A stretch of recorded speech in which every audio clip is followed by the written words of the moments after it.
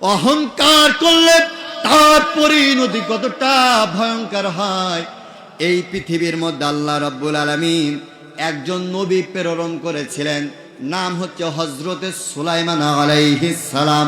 ভাইরা আমার, সুলাইমান নবী এমন একজন পয়গম্বর যাকে আল্লাহ রাব্বুল আলামিন এই 5 গুণ, সব গুণগুলা সুলাইমান নবীর মধ্যে দান করেছিলেন। সুলাইমান নবীর বংশীয় পরিচয় ছিল ভালো, তিনি ছিলেন দাউদ আলাইহিস সালামের সন্তান। সুলাইমান নবী ক্ষমতার মালিক, শুধু ক্ষমতার মালিক নয়, আল্লাহ রাব্বুল আলামিন সুলাইমান নবীকে গোটা পৃথিবীর সব ক্ষমতার মালিক বানিয়ে দিয়েছিলেন। অহংকার করলে তার পরিণতি কতটা ভয়ঙ্কর হয় পয়গম্বর সুলাইমান নবীর জীবনী থেকে আপনাদের জানাতে চাই। ও ভাইরা আমার, সুলাইমান নবীর ক্ষমতা আল্লাহ পাক কি পরিমাণ ক্ষমতা দান করেছিলেন যদি আপনারা জানতে চান, তাহলে কোরআনুল কারীমের 27 নম্বর সূরা নামলের 17 নম্বর আয়াত আপনাদের পড়তে হবে। আল্লাহ রাব্বুল আলামিন কোরআনুল কারীমের মধ্যে আয়াত নাযিল করে আপনাদেরকে সুলাইমান নবীর ক্ষমতা সম্পর্কে জানিয়ে দিয়েছে।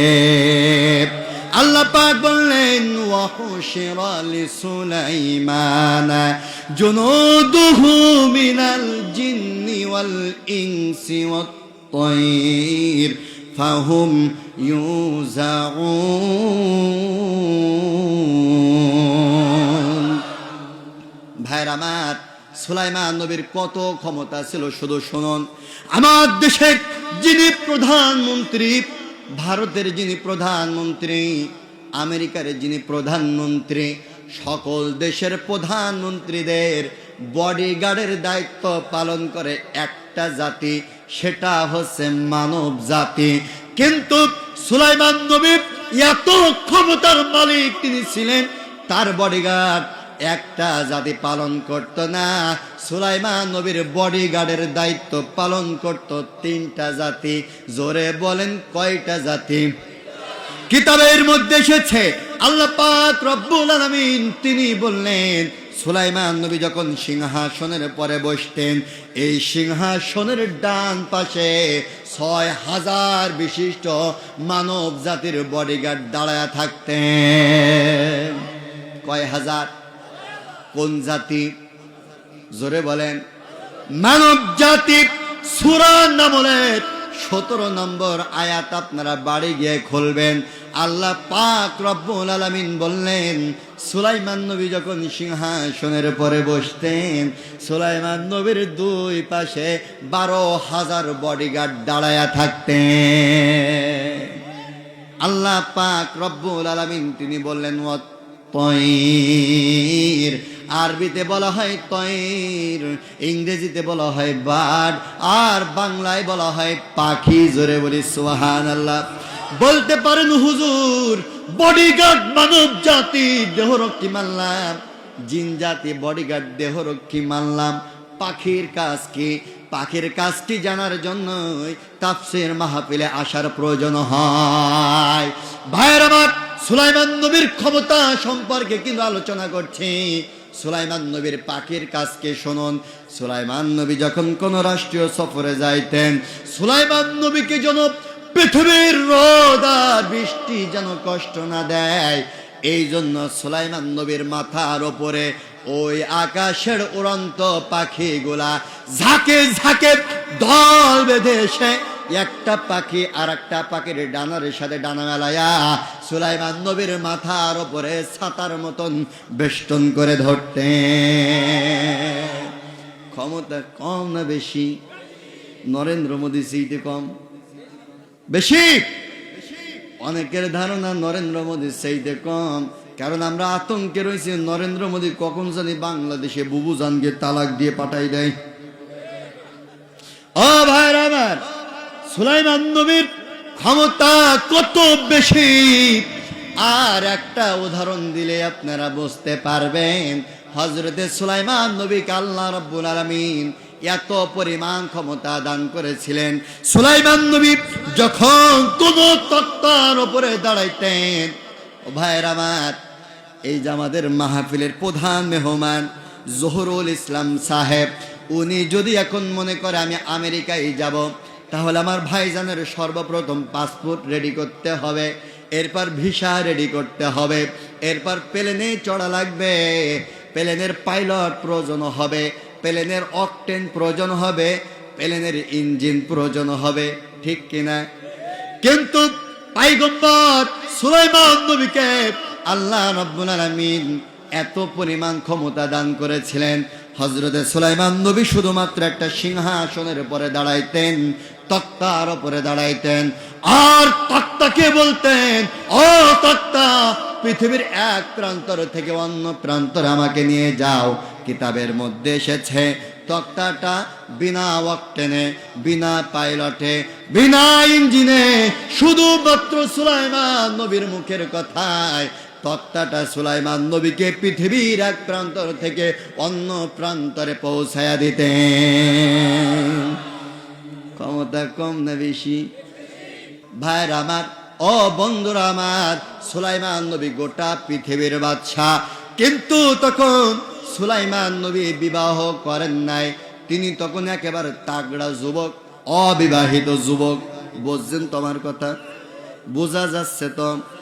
ভাইরা আমার, সুলাইমান নবী মন্ত্রী পরিষদে বসে বললেন, ও আমার মন্ত্রী পরিষদ বর্গ, আমি বাদশা সুলাইমান, গোটা পৃথিবীর বাদশা আমি এখনো বিবাহ করি নাই, তবে আমি বিবাহ করতে চাই।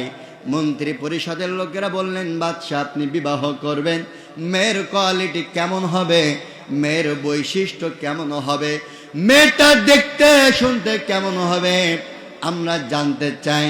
কারণ সুলাইমান তো সাধারণ কোনো পাত্র নয়, একদিকে গোটা পৃথিবীর বাদশা, অন্যদিকে আল্লাহর নবী। যে কোনো মেয়ে বিয়ে করতে পারে নাকি? পারবে? আপনারা যারা উত্তর দিলেন না তাদের ধারণা পারবে। ভাইয়ের আমার, মন্ত্রী পরিষদের লোকেরা বললেন, ও বাচ্চা সুলাইমান, কোন মেয়ে বিয়ে করতে চান, মেয়েটা কেমন হবে জানতে চাই। সুলাইমান নবী বললেন, যেই মেয়ের মধ্যে 5টা গুণ থাকবে, ওই মেয়েকে আমি বাদশা সুলাইমান নিজের স্ত্রী বানাতে চাই। কয় গুণ? 1 নাম্বার, মেয়েটা রূপবতী হতে হবে। 2 নাম্বার, মেয়েটা গুণবতী হতে হবে। 3 নাম্বার, মেয়েটা চরিত্রবান হতে হবে।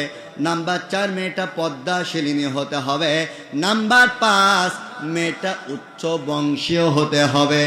এমন মেয়ে মনে হয় এই পাতি বিলাপ গ্রামের ঘরে ঘরে রয়েছে। ভাইয়ের আমার, বন্ধুরা আমার, গোটা পৃথিবীর বাদশা সুলাইমান নবী বিয়ে করবেন। সংবাদটা শহর থেকে নগর, নগর থেকে গ্রাম, গোটা পৃথিবীর মধ্যে ছড়িয়ে গিয়েছে। গোটা পৃথিবীর বাদশা সুলাইমান বিয়ে করতে চায়, মেয়ের মধ্যে কয়টা গুণ থাকতে হবে। এমন গ্রামে পৌঁছায় গেল, বেদে পল্লী, জেলে পল্লী, শহর থেকে নগর, নগর থেকে গ্রাম, গোটা পৃথিবীর মধ্যে প্রচার হয়ে গেল। গোটা পৃথিবীর বাচ্চা বিয়ে করবে, মেয়ের মধ্যে কয়টা গুণ থাকতে হবে? 5টা গুণ থাকতে হবে। ভাইয়ের আমার, ও বন্ধুরা আমার, এমন মেয়ে তো নাই, এমন মেয়ে তো নাই, পাওয়া যায় না। কিন্তু একটা গরিব জেলে, আজকের আলোচনা সাবজেক্ট কিন্তু অহংকার। চলুন আমরা কণ্ঠে কোন জায়গায় যাব, মনোযোগটা শুধু মাথার কাছে রাখবেন। ভাইয়ের আমার, বন্ধুরা আমার, হযরতে সুলাইমান নবী বিয়ে করবেন। পদ্মাশিলিনী মেয়ে পাওয়া যায় না, রূপবতী, গুণবতী, চরিত্রবান পদ্মাশিলিনী মেয়ে পাওয়া যায় না। সারা দিন মাছ ধরে একটা জেলে বাড়ির দিকে রওনা হয়েছে। রাস্তা প্রতি মধ্যে কানের মধ্যে সংবাদ আসলো, গোটা পৃথিবীর বাচ্চা সুলাইমান তিনি বিয়ে করবেন, মেয়ের মধ্যে 5টা গুণ থাকতে হবে। জেলেটা কাদের মধ্যে জাল নিয়ে রাস্তা দিয়ে হাঁটে আর মাথার মধ্যে চিন্তা করে। গরিব জেলেটা চিন্তা করে, এই রূপবতী, গুণবতী, চরিত্রবান পদ্মাশিলিনী আর উচ্চ বংশের মেয়ে সুলাইমান এমন মেয়ে পাবে কোথায়? হঠাৎ করে জেলের মাথার মধ্যে এসেছে এমন রূপবতী গুণবতী চরিত্রবান পদ্মাশিলিনী মেয়ে। একটা মেয়ের সাথে সুলাইমান নবীর শর্তের 4টা গুণ মিলে যায়, একটা গুণ মেলে নাই, সেইটা হচ্ছে উচ্চ বংশ নয়। আর ওই মেয়েটাই হচ্ছে এই গরিব ঘরের জেলের কন্যা সন্তান। কিন্তু একদিকে গোটা পৃথিবীর বাদশা, অন্যদিকে সামান্য একটা জেলের মেয়ে। এটা কি কোনো দিন বিয়ে হওয়া সম্ভব? জোরে বলেন সম্ভব? ভাইয়ের আমার, বন্ধুরা আমার, এই জেলেটা বাড়িতে আসলেন, স্ত্রীকে ডাকলেন, প্রাণের স্ত্রী, গোটা পৃথিবীর বাদশা সুলাইমান, তিনি বিয়ে করবেন, মেয়ের মধ্যে 5টা গুণ থাকতে হবে। আমার কলিজার টুকরা সন্তানের সাথে 4টে গুণ মিলে যায়, একটা গুণ মেলে নাই। আমরা গরিব মানুষ, উচ্চ বংশীয় হইতে পারি নাই, তবে মনের মধ্যে বাসনা জেগেছে, কলিজার টুকরা সন্তানটাকে যদি গোটা পৃথিবীর পয়গম্বর সুলাইমান নবীর সাথে বিয়ে দিতে পারতাম, কিয়ামতের ময়দানে সুলাইমান যেহেতু নবী, নবীর ওসিলায় কিয়ামতের ময়দানে আল্লাহর জান্নাতের মেহমান হয়ে যেতে পারতাম। ভাইয়ের আমার, জেলেটা তার বউকে গিয়ে যখন বললেন, গোটা পৃথিবীর বাদশার সাথে যদি মেয়ে দিতে পারতাম তাহলে আল্লাহর জান্নাতে চলে যেতে পারতাম। দেখবেন আমাদের কিছু কিছু ঘরের বউ খানে দরজাল মার্কা রইছে, ঠিক কিনা? দেখছেন? বলছে ঠিক, বলছে ঠিক। কার কার ঘরে এরম বউ আছে হাত তোলেন।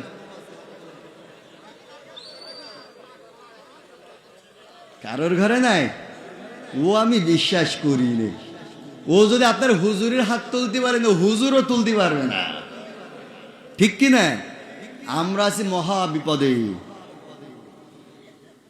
ভাইয়ের আমার, বলতেছে তোমার মাথাটা ধর, নাট বল্টু ঠিক আছে তো। সামান্য একজন জেলে হয়ে গোটা পৃথিবীর বাদশাহ সুলাইমানকে জামাই বানানোর চিন্তা তুমি করেছ। এইটা যদি বাদশাহ সুলাইমান জানতে পারে তাহলে তোমার কল্লাও যাবে, আমও যাবে, ছালাও যাবে, কানতে কানতে চোখও যাবে। খবরদার দ্বিতীয়বার এই কথা আর বলবা না। ভাইয়ের আমার, বউয়ের গরম শুনে গরিব জেলেটা মন খারাপ করে ঘর থেকে বাইরে হয়ে গেলেন। পরের দিন আসর এবং মাগরিবের মধ্যবর্তী সময় ভাইয়ের আমার, জেলের বউ জেলের বের মাথাটা আশ্রয় দিতেছেন আর বলতেছেন, দেখো মা, তোমার বাবা বলতেছিল গোটা পৃথিবীর বাদশা সুলাইমান বিয়ে করবে, মেয়ের মধ্যে 5টা গুণ থাকতে হবে, রূপবতী, গুণবতী, চরিত্রবান, পদ্মাশিলিনী আর উচ্চ বংশীয় হতে হবে। তবে মা, তোমার জীবনের সাথে 4টি গুণ মিলে যায়, একটা গুণ মেলে নাই, সেটা হচ্ছে আমরা গরিব, উচ্চ বংশের মেয়ে নয়। জেলের মেয়েটা তখন মাকে বললেন, মা তুমি কি ভুলে গিয়েছ? আবার আল্লাহ, ওই আল্লাহ, যে আল্লাহ সুলাইমানকে গোটা পৃথিবীর বাদশা বানিয়েছেন, ওই আল্লাহ আমাকে জেলের ঘরের কন্যা বানিয়েছেন। যে আল্লাহ রাব্বুল আলামিন সুলাইমানকে রাজপ্রাসাদ দান করেছেন, ওই আল্লাহ রাব্বুল আলামিন আমাকে কুড়ে ঘর দান করেছেন। যে আল্লাহ রাব্বুল আলামিন সুলাইমানকে নবীর ঘরের নবী বানিয়েছেন, ওই আল্লাহ রাব্বুল আলামিন আমাকে জেলের ঘরের কন্যা সন্তান বানিয়েছেন। আমার ওই আল্লাহ রাব্বুল আলামিন তিনি যদি চান তাহলে গোটা পৃথিবীর বাদশা সুলাইমানের সঙ্গে আল্লাহ তাআলা আমার বিয়ের বন্ধ ব্যবস্থা করে দিতে পারে। এটা কি সম্ভব? ভাইয়ের আমার, বন্ধুরা আমার, জেলের মেয়েটা বাড়ির মধ্যে ঢুকলেন, ঘরের মধ্যে ঢুকলেন, একটা চিঠি প্রস্তুত করলেন, চিঠিখানা লিখলেন বাদশাহ সুলাইমানের উদ্দেশ্যে। লিখলেন, আসসালামু আলাইকুম, ও গোটা পৃথিবীর বাদশাহ সুলাইমান, আমি তোমার রাজ্যের একজন সামান্য গরিব ঘরের কন্যা সন্তান। তুমি বলেছ মেয়ে বিয়ে করবা, মেয়ের মধ্যে 5টা গুণ থাকতে হবে। আমার জীবনের সাথে 4টি গুণ মিলে যায়, একটা গুণ মেলে নাই। আমি গরিব ঘরের কন্যা সন্তান, তবে আমি কথা দিতেছি, আমি যদি তোমার স্ত্রী হতে পারি তাহলে তোমার সমস্ত শরীর যদি আয়ুব আলাইহিস সালামের মতন পা থেকে মাথা পর্যন্ত যদি পছন্দ ধরে যায়, পছন্দকৃত পোকাও যদি হয়ে যায়, আর আমি জেলের মেয়ে যদি তোমার স্ত্রী হতে পারি তাহলে তোমার পা থেকে মাথা পর্যন্ত শরীরের সকল পছন্দকৃত পোকাগুলা আমার মুখের আপন জিহ্বা দ্বারা পরিষ্কার করে দেব। এর বিনিময় হলেও আমি আপনার স্ত্রী হতে চাই। ইতি জেলের মেয়ে চিঠি লিখলেন। জেলের মেয়ে চিঠিখানা রাজপ্রাসাদে পৌঁছায় গেল। গোটা পৃথিবীর বাদশা সুলাইমান হাতের মধ্যে যখন চিঠি পাইলেন, চিঠিখানা সুলাইমান নবী পড়তেছে, ও আমার গোটা পৃথিবীর বাদশা সুলাইমান, তুমি বলেছো মেয়ে বিয়ে করবা, মেয়ের মধ্যে 5টা গুণ থাকতে হবে, আমার মধ্যে 4টি গুণ রয়েছে, একটা গুণ নাই, আমি গরিব ঘরের মেয়ে। তবে আমি যদি তোমার স্ত্রী হতে পারি, তোমার সমস্ত পা থেকে মাথা পর্যন্ত পছন্দকৃত পোকাগুলা পরিষ্কার করে দেব, বিনিময়ে আমি তোমার স্ত্রী হতে চাই। ইতি জেলের মেয়ে। সুলাইমান নবী চিঠিখানা পড়লেন। চিঠিখানা পড়ে হযরতে সুলাইমান নবী চিঠিখানা ছিঁড়ে ফেলে দিলেন। অহংকার হইছে কি হয় নাই? আল্লাহ পাক রব্বুল আলামিন বলেন, ও জিবরাইল, আর করো না দেরি, চলে যাও তাড়াতাড়ি। আমার বন্ধু সুলাইমান জেলের মেয়ে বলে তুচ্ছ করেছে, তাচ্ছিল্য করেছে। সুলাইমানের পছন্দ না পছন্দ থাকতেই পারে, তবে গরিব মেয়ে বলে ভৎসনা করে চিঠি ছিঁড়ে ফেলে দেওয়ার এখতিয়ার নবী হিসাবে সুলাইমানের মানাই না। আমি কিন্তু আগেই বলেছিলাম অহংকার কয় প্রকার। একটা হচ্ছে আল্লাহর সাথে অহংকার, 2 নাম্বার হচ্ছে মানুষের সাথে অহংকার। মানুষকে তুচ্ছ করা, তাচ্ছিল্য করা, ছোট করা, এর বাচ্চা তার বাচ্চা বলে গালি দেওয়ার অর্থই হলো মানুষের সাথে অহংকার করা। পয়গম্বর সুলাইমান নবী জেলের মেয়ে, গরিবের মেয়ে মনে করে তুচ্ছ করে যখন চিঠিখানা ছিঁড়ে ফেলে দিলেন, আল্লাহ পাক জিব্রাইলকে পাঠালেন। হযরতে জিব্রাইল আলাইহিস সালাম সুলাইমান নবীকে যখন বললেন, ও সুলাইমান, আল্লাহ পাক অসন্তুষ্ট হয়েছে, আল্লাহ পাক তোমাকে পরীক্ষা নিতে চায়। সুলাইমান নবী নিজের ভুল বুঝতে পারলেন। ভাইয়ের আমার, কিন্তু আল্লাহ পাক রব্বুল আলামিন সুলাইমান নবীকে বললেন, সুলাইমান, তোমাকে মাফ করলাম ঠিক, কিন্তু পরীক্ষার সম্মুখীন তোমার হওয়াই লাগবে, কোনো ছাড় নাই। ভাইয়ের আমার, লম্বা চওড়া আলোচনা আমি সংক্ষিপ্ত আকারে করার চেষ্টা করছি। ভাইয়ের আমার, বন্ধুরা আমার, সুলাইমান নবীর পরীক্ষা শুরু হয়ে গেল। অহংকার করলে তার পরিণতি কতটা ভয়ঙ্কর হয়, এবার হচ্ছে মূল আলোচনায় আমি ঢুকলাম। এত সময় জমির আইল বানলাম, এবার মূল আলোচনায় ঢুকলাম।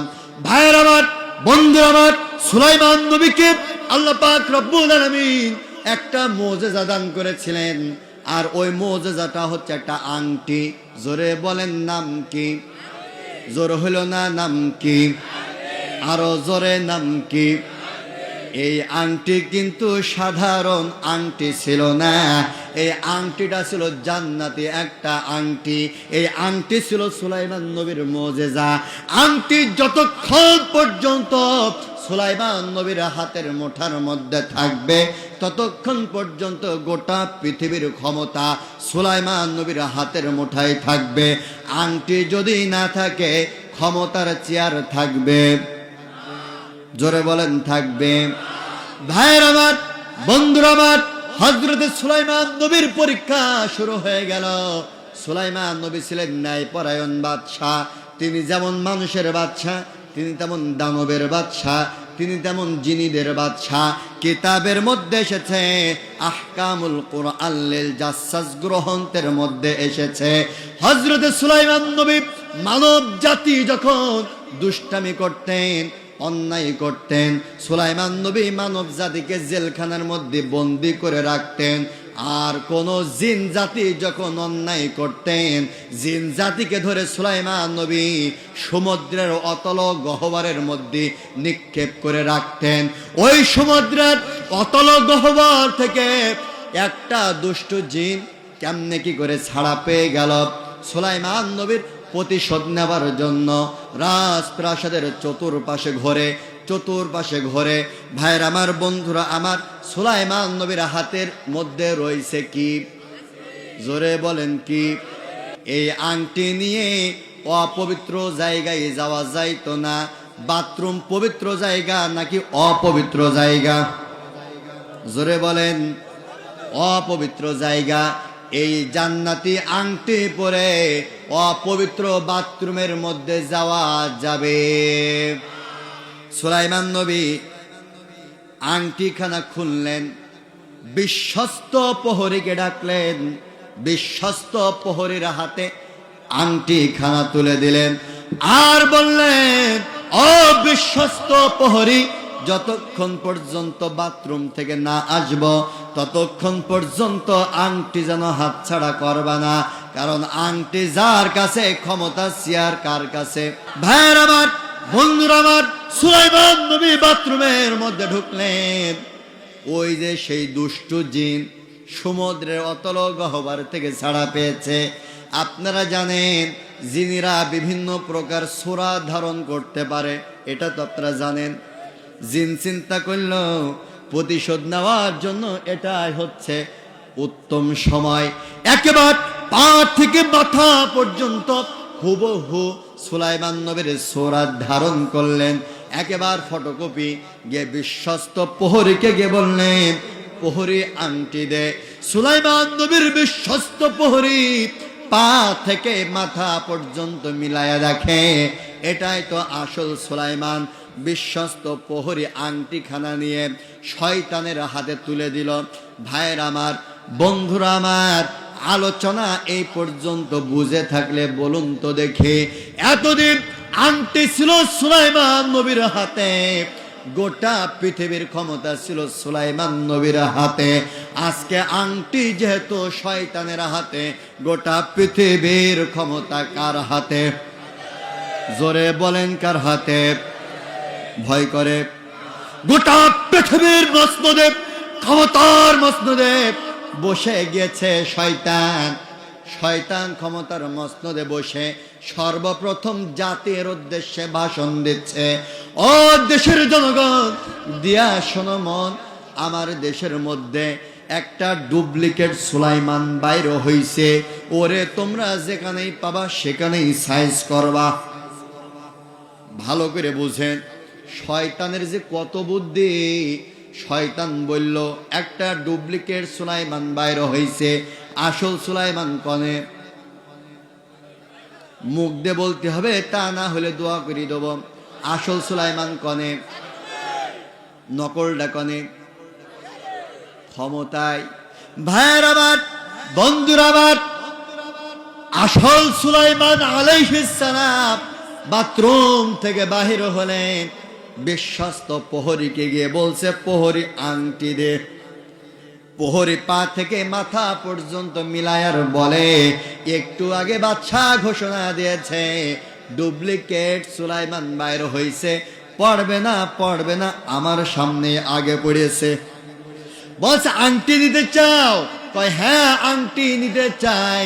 কয় আংটি যদি নিতে চাও সিংহাসনের দিকে তাকাও।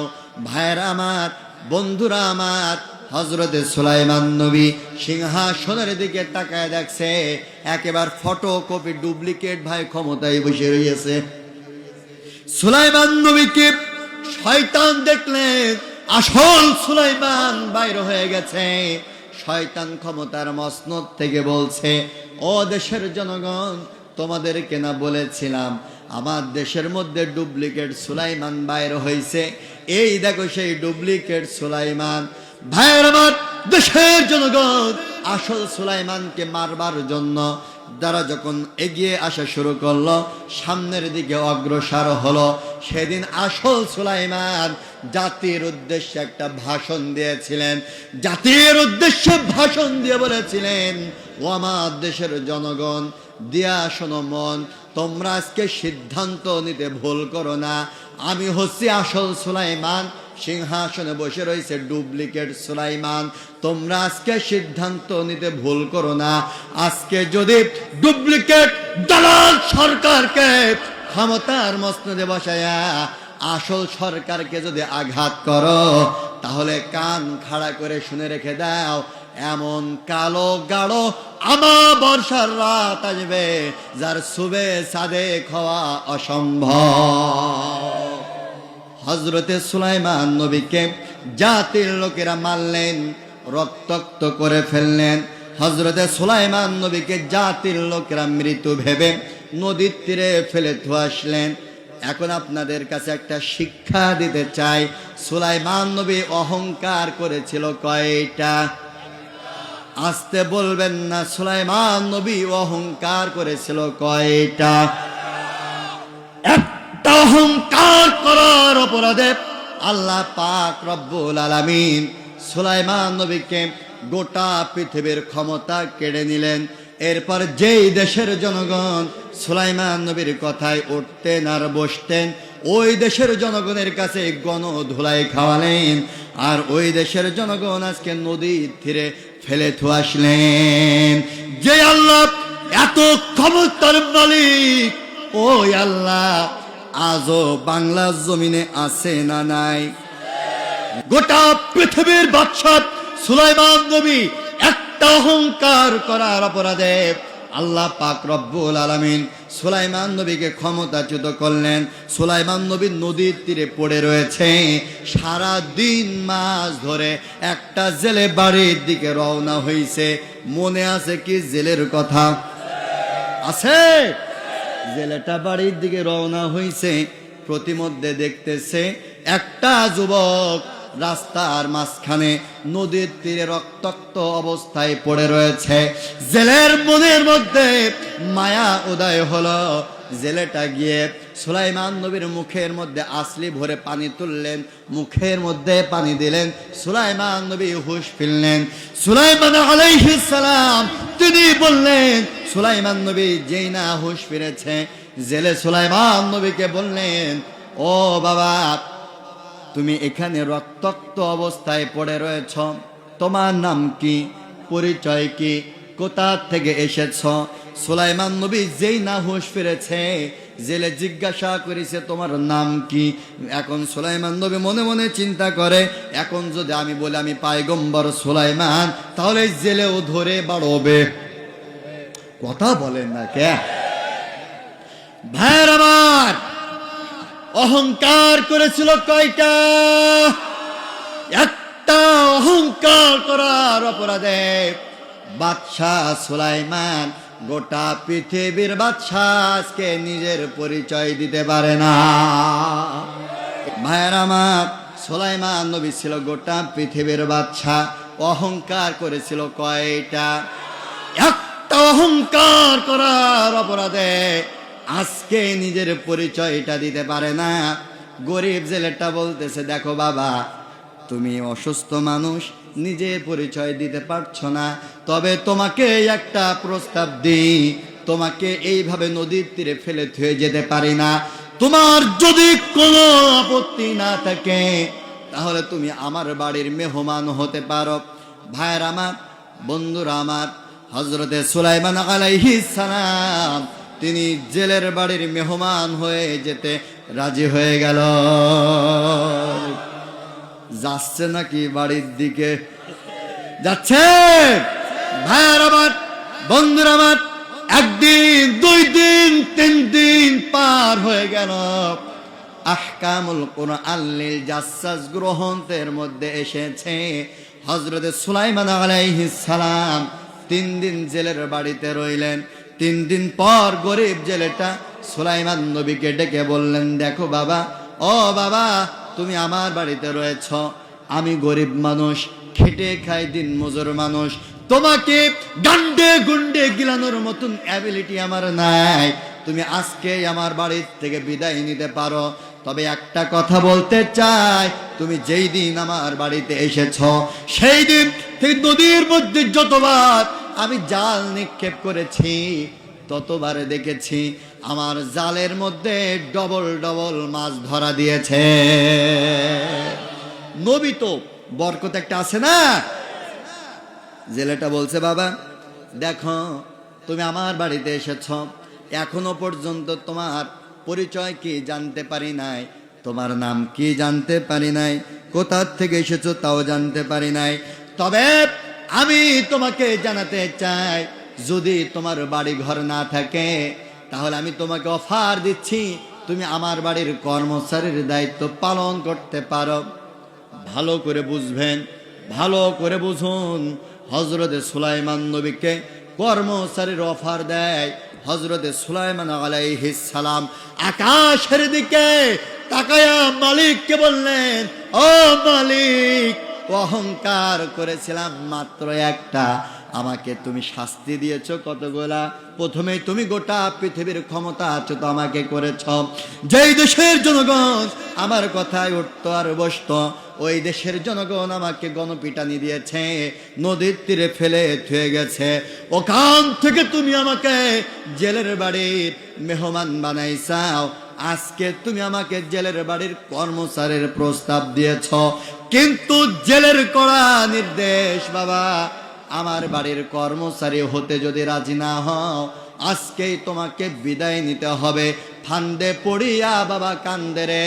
সুলাইমান নবী চিন্তা করে, যদি বাইরে যায় আর জনগণ যদি আমার দেখতে পায় কি দেবে, মুখ দিয়ে বলতে হবে কি দেবে।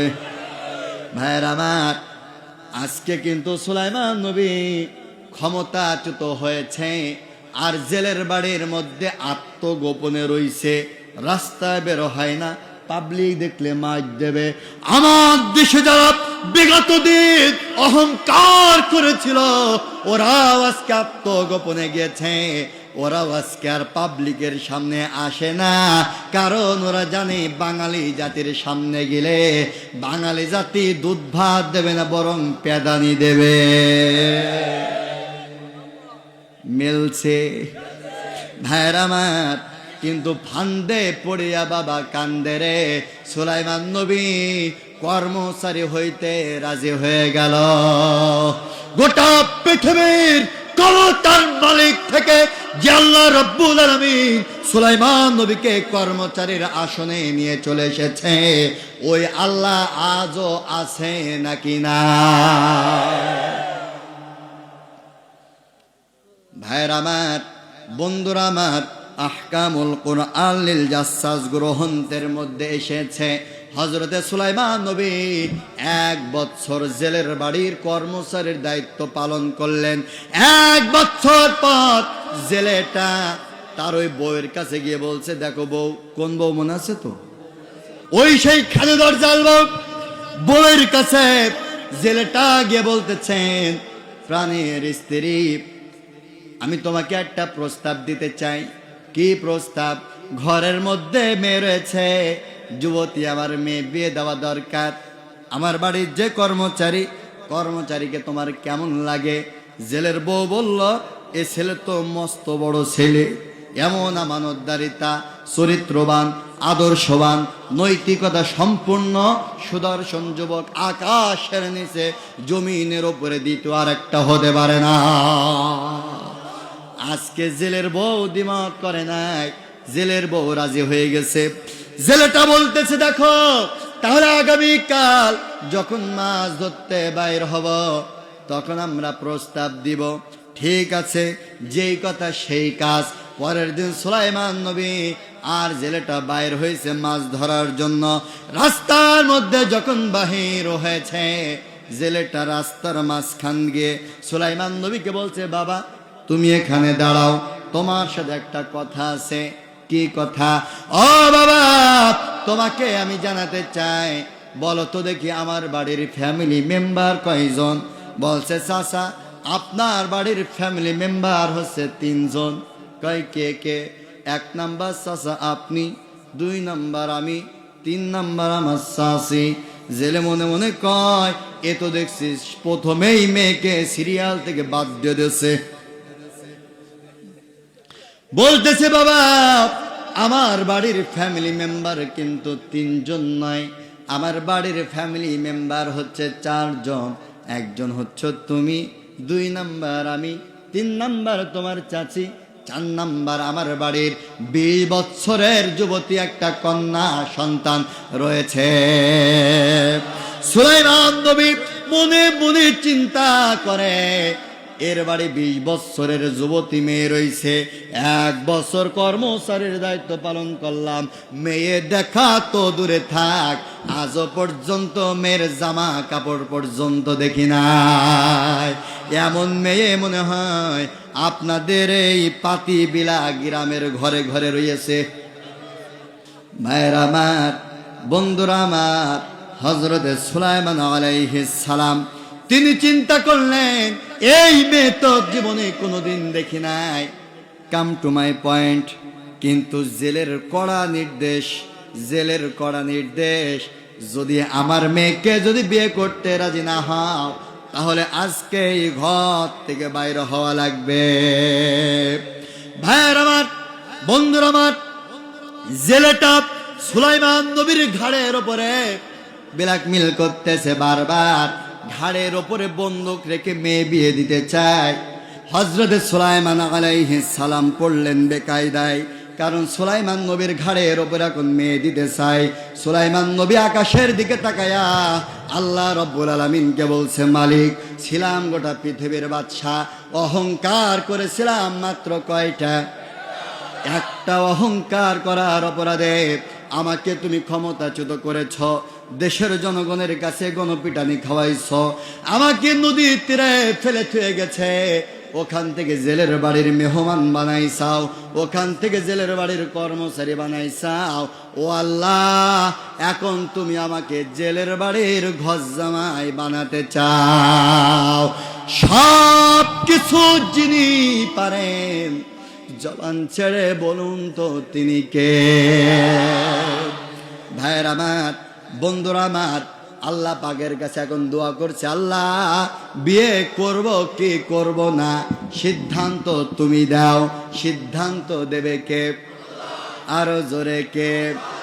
সিদ্ধান্ত আল্লাহ পাক আরশে আজিম থেকে পাঠাতে লাগুক, জিব্রাইল আসতে লাগুক, আমরা একটু রাজ্যের দিকে যাই। ক্ষমতার মসনদে বসে রয়েছে কে? ওইদিকে ক্ষমতার মসনদে শয়তান বসে রয়েছে, সে যে কি খেল খেলছে জানার দরকার আছে না নাই? ভাইরা আমার, রাজ্যে ক্ষমতার মসনদে বসে গেছে শয়তান। 2 নম্বর সরকার, 2 নম্বর সরকার যখন ক্ষমতার মসনদে বসে যায়, ওই দেশের মধ্যে কিছু অরাজকতা তৈরি হয়ে যায়। এই স্বৈরাচার যখন কোন রাষ্ট্রের ক্ষমতার মধ্যে কোন 2 নম্বর সরকার বসে যায়, তখন ওই দেশের ক্ষমতার মধ্যে কি কি অরাজকতা তৈরি হয়, এই ব্যাপারে আল্লাহ রাসূলের একটা হাদিস রয়েছে। ওই হাদিস খান আমি একটা কবিতার আকৃতিতে লিখেছি, আপনাদের সামনে বলবো নাকি? একটা কবিতা লিখেছি। যখন কোন রাজ্যের ক্ষমতায়, যখন কোন দেশের ক্ষমতার মসনদে স্বৈরাচার বসে যায়, 2 নম্বর সরকার বসে যায়, ওই দেশের মধ্যে জ্ঞানী হবে অপমান, গুণী হবে দোষী, সত্য যাবে নির্বাসনে, মিথ্যা হবে বেশি, লজ্জা উঠবে আকাশেতে, শরম খাবে ধন, জাতে উঠবে অজাতেরা, থাকবে না আর এই সমাজের মান। জ্ঞানী হবে অপমান জ্ঞানহীনদের কাছে, এই কথাটা আল্লাহ রাসূল হাদিসে বলে গেছে। যতই করো বাড়াবাড়ি, মৃত্যু তোমার হবে। কিছু বিশ্বাস করো বা না করো, এ কথা বিশ্বাস করতে তোমারও হবে। যেদিন তুমি মারা যাবে, সবাই তোমার দেখতে আসবে, দেখবে তোমার লাশ। কেউ খুঁড়বে কবর আর কেউ কাটবে বাঁশ, কেউ করাবে গোসল আর কেউ করাবে দাফন। ওই কবরে আল্লাহ ছাড়া তোমার কেউ হবে না আপন। নেতা বলো নেত্রী বলো কেউ তো কারো নয়, দুনিয়ার এই মায়া ছেড়ে ওই অন্ধকার কবর জগতে সকলকেই চলে যেতে হয়। আমরা সবাই বাস করি এই পৃথিবীর এই অঙ্গে, হাতের রেখা মুখের চেহারা মেলে না তো কারোর সঙ্গে, আর মেলে না কণ্ঠের স্বর বুড়ি আঙ্গুলের টিপ। মহান প্রভু আছেন একজন, এই কথাটা 100% ঠিক, ঠিক কিনা ভাইয়ের আমার? আজকের আলোচনার দীর্ঘ আলোচনায় আমি যে মেসেজ আপনাদেরকে দিতে চেয়েছি সেই মেসেজটি হচ্ছে অহংকার করা যাবে, সবার বলতে হবে যাবে। আমি বলেছি মানুষ অহংকার করে কয়েকটি জিনিস নিয়ে, আত্মপরিচয়, ক্ষমতা, সম্পদ, জ্ঞান, সুন্দর লাবণ্যময় চেহারা, এই 5টি জিনিস নিয়ে অহংকার করা যাবে না। এইটা বোঝাতে গিয়ে আমি হযরত সুলাইমান নবীর জীবনী টেনেছি। সুলাইমান নবী মাত্র একটি অহংকার করেছিল, মানুষকে তুচ্ছ করেছিল, তাচ্ছিল্য করেছিল, ছোট করে দেখেছিল। আমার সমাজে আমরা গ্রামের মানুষ, আমরা একে অপরকে তুচ্ছ করি, তাচ্ছিল্য করি। বিশেষ করে আমরা যারা পুরুষ মানুষ, আমরা ঘরের বউকে একেবারে চাকরানি মনে করি। এই ব্যাপারে আপনারা ঠিক বলেন নাই, কিন্তু এটাই ঠিক, এটাই ঠিক। শুনুন, স্ত্রীর উপরে জুলুম করবেন না। আল্লাহ রসুল বলেছেন স্ত্রী, সে তো স্ত্রী নয়, সে হলো আমার অর্ধাঙ্গিনী। সুবহানাল্লাহ। আল্লাহ রসুল বলেছেন কোন স্ত্রী যদি সাক্ষ্য দেয় আমার স্বামী ভালো ছিল, আল্লাহ রসুল বলেছেন আল্লাহ পাক ওই স্বামীর জীবনের গুনাহ মাফ করে জান্নাত দিয়ে দেবে। তাকে আপনারা সস্তা মনে করবেন না। অনেক পরিবার এমন আছে, মায়ের কথা শুনে, ননদের কথা শুনে, বোনের কথা শুনে অনেক যুবক মা বোনের উপরে জুলুম করেন। তারা নিরীহ, তারা তার বাবা মা ভাই বোন গ্রাম তার শহর ছেড়ে আপনার ঘরে আপনার হাত ধরে এসেছে। তার মানে এই নয় যে তার বাবা তার দুমুঠো ভাত দিতে পারতো না, এটা কিন্তু এই নয়। আপনার ভালোবেসে যেমন আপনার হাত ধরে আপনার ঘরে সে যেমন এসেছে, আপনার উচিত আপনার বাবা মা ভাই বোন সকলের অগোচরে তাকেও ওইভাবে সম্মানের সাথে রাখা, এটা আপনার উচিত। কাজেই আপনারা কখনো স্ত্রীদের উপরে জুলুম করবেন না, তাদের সাথে খারাপ আচরণ করবেন না। ভাইয়ের আমার, কথাটা দুঃখের সাথে বলি, কারণ আমার দেশের শতকরা 80% ঘরের বউরা আজকে নির্যাতিত, তার শাশুড়ির দ্বারা, ননদের দ্বারা। আবার আমার দেশের শতকরা 80% ঘরে আমার মায়েরা নির্যাতিত তার ঘরের বৌমা দ্বারা। কথা বলেন? কাজেই আমি আপনাদের কাছে অনুরোধ জানাবো, এই সমাধান শুধুমাত্র করতে পারবেন আপনি। আপনি বউয়ের কথা শুনে কখনো মায়ের পরে চড়াও হবেন না, মায়ের কথা শুনে কখনো বউয়ের উপরে চড়াও হবেন না। এই বউ আর শাশুড়ি আর বউ, এই যুদ্ধ কিন্তু শুধু আপনার ঘরে না, এ সবার ঘরে, হুজুরির ঘরেও টুকটাক আছে। আল্লাহে, আমি আপনাদের বোঝানোর জন্য বলছি, আমরা গ্রামের মানুষ, এই সমস্যাটা আমাদের প্রত্যেকের ঘরে আছে। কিন্তু আপনাদের উচিত বউয়ের কথা শুনে মায়ের উপরে চড়াও হবেন না, মায়ের কথা শুনে বউয়ের উপরে চড়াও হবেন না, বরং দুজনকেই বোঝানোর চেষ্টা করুন। কোরআন দিয়ে হাদিস দিয়ে বোঝানোর চেষ্টা করবেন। আমার নানি শাশুড়ি, তিনি ঢাকায় থাকেন। আমার আপন নানি শাশুড়ির আপন বোন, অর্থাৎ দুঃসম্পর্কে কি শাশুড়ি বলে, চাস্তো নানি শাশুড়ি, তার একটা চমৎকার কথা। তিনি আমার সেই নানা শ্বশুর ইসলামী ব্যাংকের ম্যানেজার, ঢাকা বনশ্রীতে থাকে। আমার এই নানি শাশুড়ির মুখ থেকে মহামূল্যবান একটা কথা আমি শুনেছিলাম। তিনি শাশুড়ি হিসাবে আমাকে বলেছিল, আমি এমন শাশুড়ি হতে চাই কিয়ামতের ময়দানে আমার বিটার বউয়ের ব্যাপারে আমার জন্য আল্লাহ পাকের কাছে কোনো প্রশ্নের সম্মুখীন হতে না হয়। কত দামি কথা, কত দামি কথা! আমি এমন শাশুড়ি হতে চাই কিয়ামতের ময়দানে আল্লাহ পাকের সামনে আমার বিটার বউয়ের ব্যাপারে যেন আমার কোনো প্রশ্নের সম্মুখীন হতে না হয়। সেই একই কথা আমার মাদের ব্যাপারে বলবো। আপনিও আজকে শপথ নিন, আপনিও প্রতিজ্ঞা করুন যে আমি এমন বিটার বউ হতে চাই, কিয়ামতের ময়দানে আল্লাহ পাকের সামনে যেন আমার শাশুড়ির ব্যাপারে কোনো জবাবদিহিতা আমার করতে না হয়। এই মহামূল্যবান মাদের ব্যাপারে ওসিয়াত করলাম। এই ওসিয়াতের মাধ্যমেই আপনাদের কাছে ক্ষমা প্রার্থী, আমাকে আপনারা দোয়া করবেন, ক্ষমার দৃষ্টিতে দেখবেন, এই বলে আমি আমার আলোচনা শেষ করছি। আখির দাওয়ানা আলহামদুলিল্লাহি রাব্বিল আলামিন।